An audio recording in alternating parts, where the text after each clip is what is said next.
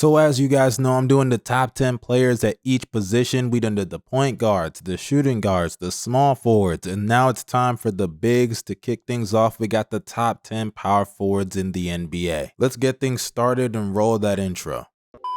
Hey.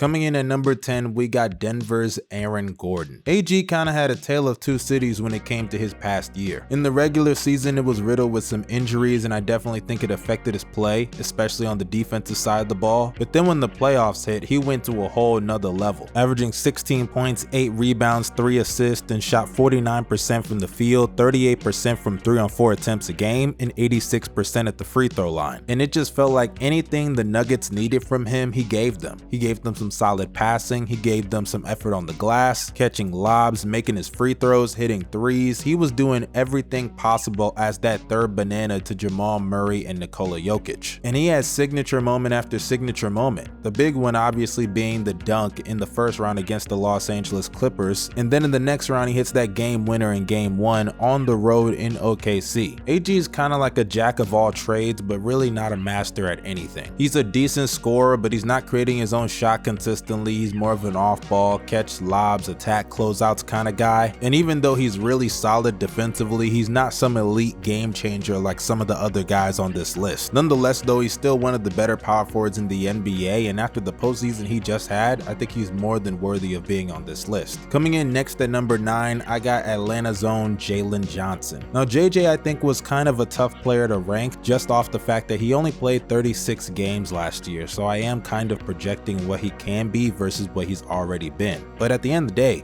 what he's already been is still a great player last year. This past season, Jaylen Johnson averaged 19, 10, and 5, along with the steal and a half and a block on 50% shooting from the field. He's an underrated athlete, can jump out of the gym, he's very strong, a good off-ball player, a real solid and underrated passer, can contribute on the boards, and has a presence on the defensive side of the ball. He really is such a great fit with Trae Young, and he helps him on both sides of the ball here. I don't think it's a far-fetched thing to say that this is a top 10 power forward in the NBA. I mean, even the year prior, he was averaging 16, 9, and 4 on 51, 35, and 73 shooting splits. He's always been capable of putting up these numbers, and considering that this man is 23 years old, still improving every single year of his career, I think it's safe to say that the number 9 spot suits him. The only reasons I can't put him higher on this list is that he's an inconsistent shooter. He's not too great of a shot creator, especially compared to other names on this list, and on top of that, the health does have to factor in at some point to a degree. But moving on to number 8, we got Julius Randle. Now I'm gonna just keep it real. I am a little biased. I do not like Julius Randle's game. That's just me personally. But I did do my best to put him at a solid position on this list, and I really do think number 8 suits him. Randle these past playoffs played really well. He averaged 22 points, 6 rebounds, and 5 assists on 50% shooting from the field, 38% from 3-on-over-5 attempts a game, and 88% at the free throw line. He has the ability to create his own shot, finish at the rim, shoot the mid-range, the 3-point shot, and is a really solid passer. He is a jack of all trades truly at the power forward position, and I think he cemented his spot in this league as he went to the Minnesota Timberwolves, and everybody expected a crazy fall off, and even though they had their rough patches, they still ended right back in the Western Conference Finals, and you can't say he didn't contribute in a major way to doing so. But the reason I can't put Randle higher on this list is, for one, he is a ISO dominant player, and off the ball I think he's okay, but there are some issues with that. He's nowhere near as effective as when he has the ball in his hands, and even when he does have the ball in his hands, he is a complete ball stopper. He's not the playmaker or makes the reads that a lot of guys higher on this list do make, nor does he have the gravity to his offensive game that those guys have. And he is just so prone to taking such bad shots, and he's not a crazy tough shot maker enough to really overtake the fact that also defensively he is awful. Because I can critique and pick apart his offensive game, but for the most part Randle is a good offensive player. Defensively though, he is awful. Whether it's a lack of effort, sometimes really the lack of size, or even just something as simple as the IQ, he is so poor on the defensive side of the ball. I mean, just go and pick any random defensive Timberwolves possession. I promise you're gonna see Julius Randle ball watching into a backdoor layup. Regardless though, I gotta give credit where credit is due, and I did not expect him to hoop in the playoffs this past year. So shout out to Julius Randle, he's definitely worthy of a number 8 spot on the top 10 power forwards in the NBA. Coming in next at number 7, I got my Nigerian brother himself, Bam Adebayo. Now Bam, in my opinion, was a really tough player to rank because he does provide a lot of things to the game, but he also does have drawbacks that I think is part of his situation. For starters, Bam is one of the best lob threats and pick and roll bigs in the NBA. He's a good screen setter, very good on the roll, not just as a scorer, but even as a passer, he's developed in that area as well. And though he's not an elite shot creator, which we'll get to in a second when we talk about the drawbacks, he has gotten a lot better with his face-up game. As this year he shot 45% from the mid-range, and even beyond that he's taken strides as a three-point shooter, albeit a little fake on less than 3 attempts a game, but he did shoot 36% from behind the arc. He's also really solid on the glass, and when we're just talking about his overall impact, I would be remiss if I didn't talk about the defense. Obviously that is the draw with Bam Adebayo. He's great at switching on the perimeter, and he's a good interior guy. I don't even think people understand just how much Bam Adebayo, and also Jimmy Butler, I'll give him credit in the past as well, but Bam, especially this year, keeps that defense afloat. There have definitely been other people to contribute, but Bam is the anchor. They have not had a below top 10 defense in the NBA since 2019,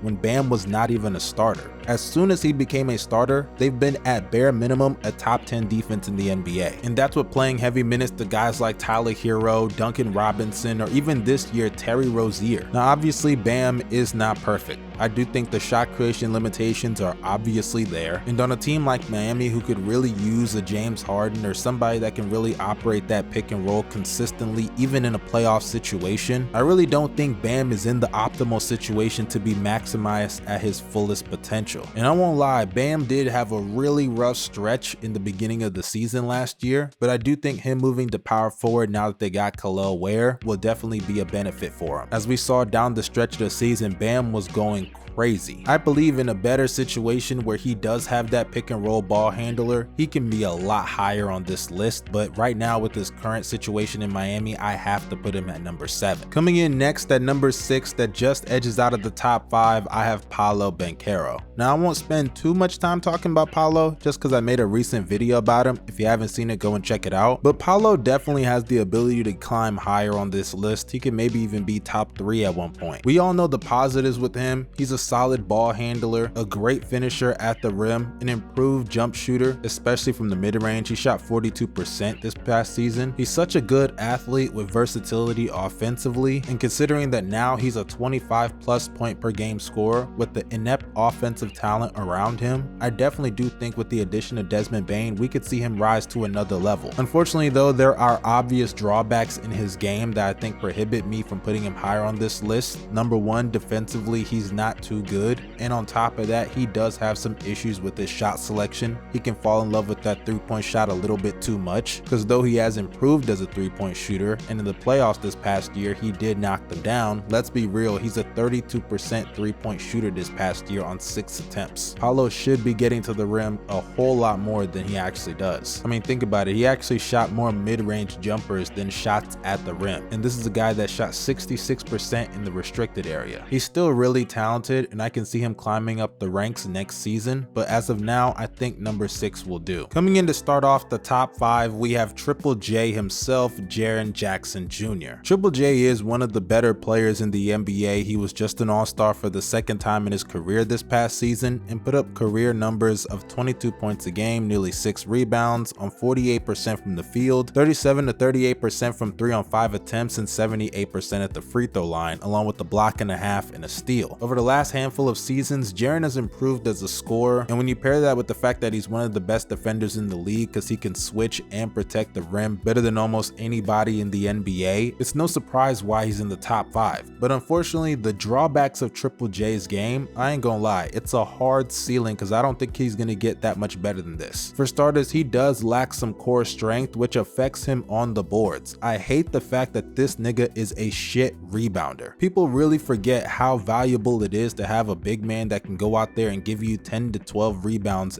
every single night. Jaren Jackson Jr. is incapable of that. That is one of the core fundamental things a big man's supposed to be able to do: close out the defensive possession. He can't do that. And when you pair that with the fact that he is always exposed against legitimate defenses, especially in the playoffs, it's insane how fake of an offensive season he can have year to year and then walk into the postseason like he did this past year and average 16 points a game on 38% shooting from the field and 27% from 3. Triple J is a great player, and I think he's worthy of being a top 5 power forward in the NBA. But unfortunately, those drawbacks are so bad for somebody in your front court. Nonetheless, though, he's still one of the best defenders in the league and a 20-point per game scorer, which is very valuable. You can't just find those on trees out here. Moving forward to number 4 on the list, we got Zion Williamson, Xanos himself. Now, I ain't gonna lie, out of all the players on this list, Zion was without a doubt the hardest player to rank because we know what he brings to the table. He's one of the best paint players in the NBA, actually scratch that, of all time.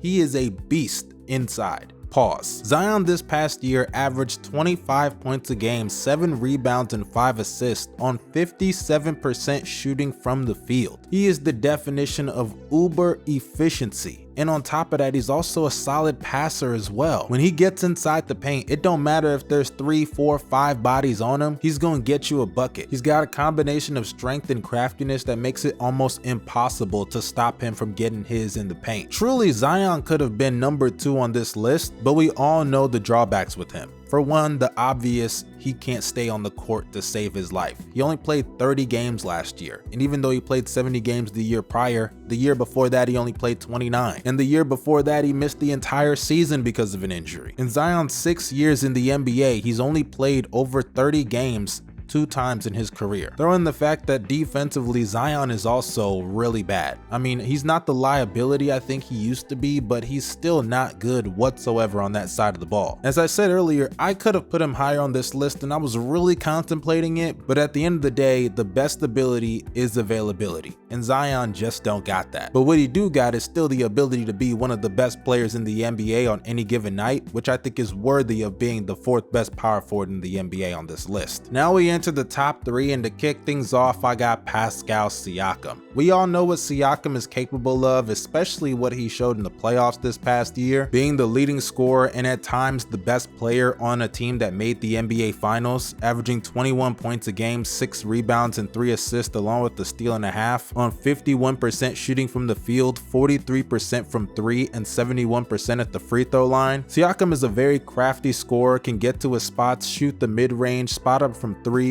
and is a really solid transition player. Combine that with being a good defensive player as well, and I don't think it should be a surprise why he's in the top 3 on this list. Now, why I don't have him higher is that I don't think he has the defensive impact as the 2 players I have above him, and I don't think he makes up for it offensively as a shot creator or a playmaker in a way that I think can offset that. But moving on to the next player I have at number 2, I got Evan Mobley of the Cleveland Cavaliers. The defensive player of the year, it's no surprise that I have him pretty high on this list. This is a guy that has improved offensively over the last year. The handle's gotten a little bit better. He's a solid passer, good rebounder, shown some potential as a 3-point shooter, not only in the regular season shooting 37%, but even in the playoffs he shot 45% on 4 attempts a game. And when you couple that in with being a top 3 defender in the NBA, it's no surprise why he's number 2 on this list. The only reason I can't put him number 1 is the obvious, because at number 1 I have the one and only Greek freak himself, Giannis Giannis Antetokounmpo. I mean, what more is there to say? We know what he brings to the table. This is a 30-point per game scorer, one of the better offensive players in the league today, an improved mid-range shooter, gets to the rim better than anybody in this league, and is also a good passer. Of course, defensively, he's not who he used to be, like in 2020, 2019, but he's still a really good defender. And on top of that, we just saw a postseason where this man averaged 33, 15, and 7 on 61% shooting against the Indiana Pacers. There was really no doubt who was going to be number one on this list because Giannis is just that guy, and in the conversation for the best player in the NBA. But that wraps up this video. You guys can see the names on the screen right now, my rankings for the top 10 power forwards in the NBA. If you disagree, let me know down below in the comment section. Y'all stay safe and have a blessed day. I'm out.